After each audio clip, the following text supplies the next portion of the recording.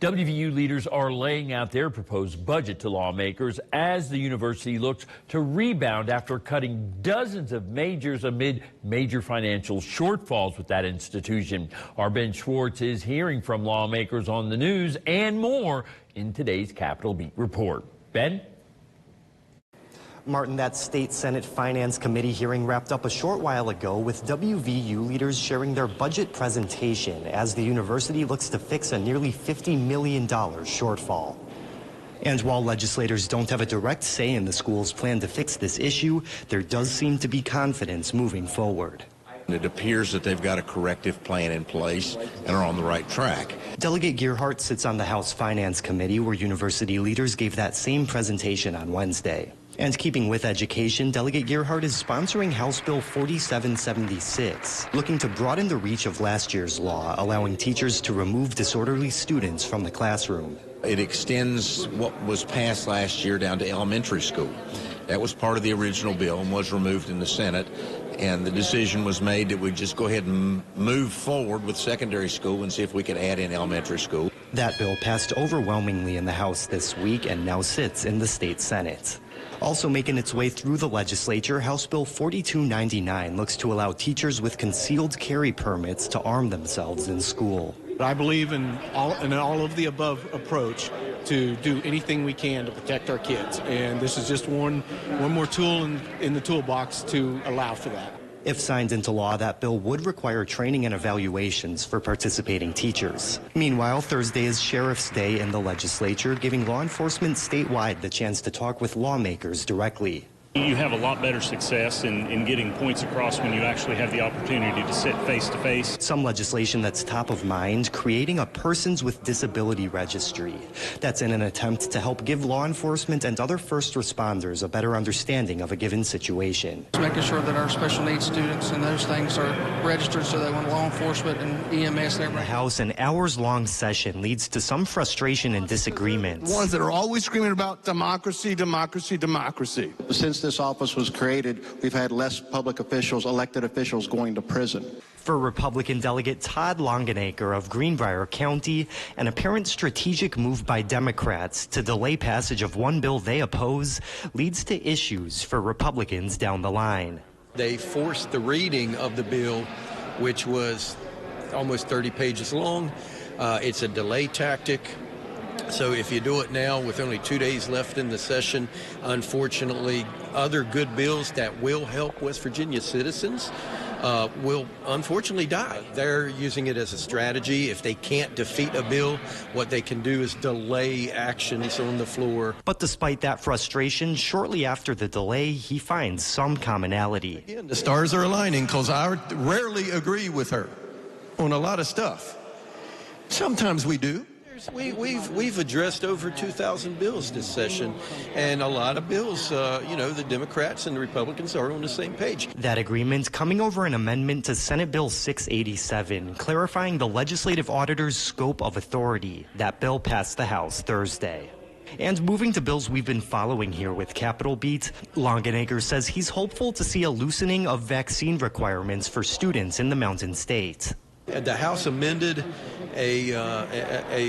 amended the religious exemptions into that, and it went over to the Senate, and I think they took that language back out of the bill. And so it may just be back to its original form right now. House Bill 5105 would allow private and parochial schools to set their own standards when it comes to vaccine requirements.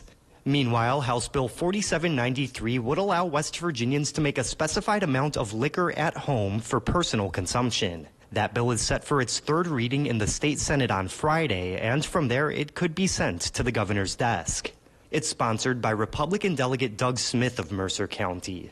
Smith declined to speak about that bill on camera, but did share his thoughts on one bill he'd been passionate about, which will not make it to the governor this session. The teacher carry bill didn't make it through the Senate, but at least it got looked at, and we can make some better tweaks to it, which will make it a better bill. House Bill 4299 would have allowed teachers in K-12 schools to carry concealed firearms as a designated school protection officer, and it appears to have died in the Senate Judiciary Committee. Meanwhile, with day 60 of this year's legislative session on Saturday, Governor Jim Justice has issued a proclamation extending this year's session by 1 day if lawmakers can't come to an agreement on West Virginia's state budget. Republican delegate and House Majority Whip Marty Gearhart of Mercer County says while he's fairly confident the budget can be passed by Saturday, it's far from a promise. Each house has passed its version of the budget. At this point, it's a matter of reconciling that budget. So we're hopeful we'll be able to get that reconciled and done, but at this point in time, it's still iffy there. Now, as always, we're going to continue following these developments here in Charleston as this year's session wraps up. Here for you on the Capitol Beat, I'm Ben Schwartz, WVVA News. She says this bill would ensure spaces like bathrooms are limited to people assigned the same sex at birth. Protecting single-sex spaces, be it male or female, doesn't matter. We just want to protect those women. I'll speak from the women's point of view. We have a right to privacy. Opponents, however, passionately pushing back. It is an insult to propose a bill that only serves to push a hateful agenda. It's no surprise to me that this bill doesn't address violence, menstrual health care, and breastfeeding equity, nor does it care about protecting incarcerated women, immigrant women, or women of color. This bill ignores the medical and scientific studies that affirm intersex and transgender people identities in favor of a much more rigid and outdated Western world idea that many cultures and identities within our state and country do not align with. But with lots of apparent support for the bill among delegates, those against it are aware it's an uphill battle. I think that they heard our message, and whether they agree with it or not is up for them to decide. There's hardly any of them here, so no, they don't care to hear this, but we still need to speak out against it. And for the other side of today's testimony, sex is biological, not how you feel. This is a physical issue, not an emotional or an affirmation issue. It's clear passion remains behind the push for clarity.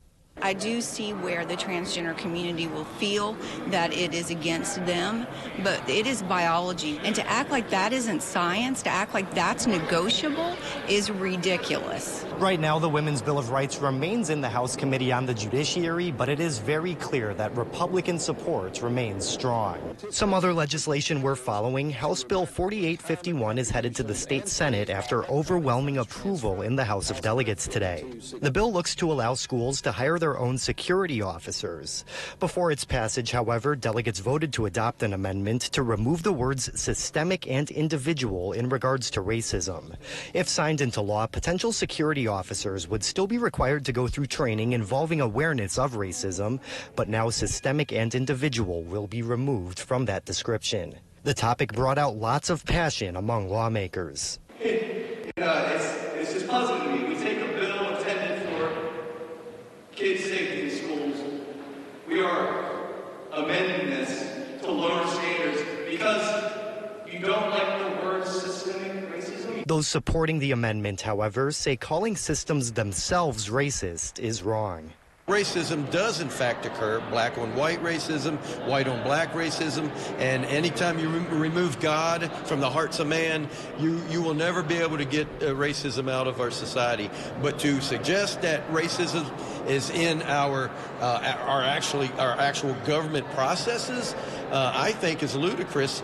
Now again, following today's passage, House Bill 4851 is now headed to the state Senate. And as always, we're going to continue to follow these bills and more as this year's legislative session continues on. Here for you on the Capitol Beat, I'm Ben Schwartz, WVVA News. So Ben, how are things looking with there literally only being minutes left? Well, Mariah, I reported earlier tonight that it had been a fairly calm day at the Capitol up until our 6 o'clock broadcast. But at this hour, that has certainly changed. Even with such little time left on the clock here at the state legislature, there are a lot of moving parts as lawmakers are trying to push through some bills in the final minutes. Now, we're going to first take a look at some legislation we've been following with our Capitol Beat reports. First off, we've got House Bill 4793, which would allow West Virginians to make a specified amount amount of liquor for personal consumption to make that at home. It's sponsored by Mercer County Delegate Doug Smith. We heard earlier tonight about his passion behind the freedom aspect of that bill.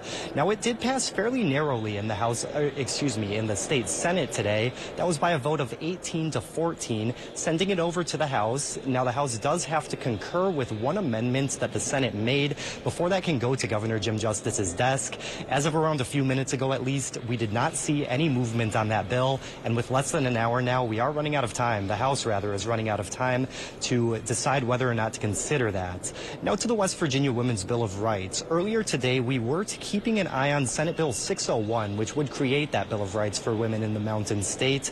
Since our earlier report, however, that bill has not made it out of the House of Delegates. With that development, the State Senate Judiciary Committee is trying to revive the bill, but it's pretty much a similar case to the so-called moonshine bill.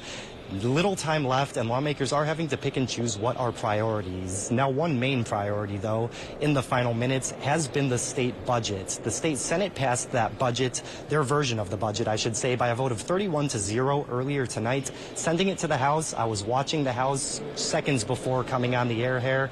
They were still considering that bill, but with both chambers considering it, there is looking like a good chance that a budget will be passed by the end of this session, and it is totaling to just under $5 billion for fiscal year 2025. Now, we're going to take a closer look at all of this tomorrow on WVVA News at 6. Tune in then for a closer look. Here for you live on the Capitol Beat, I'm Ben Schwartz, WVVA News. Back to you, Mariah.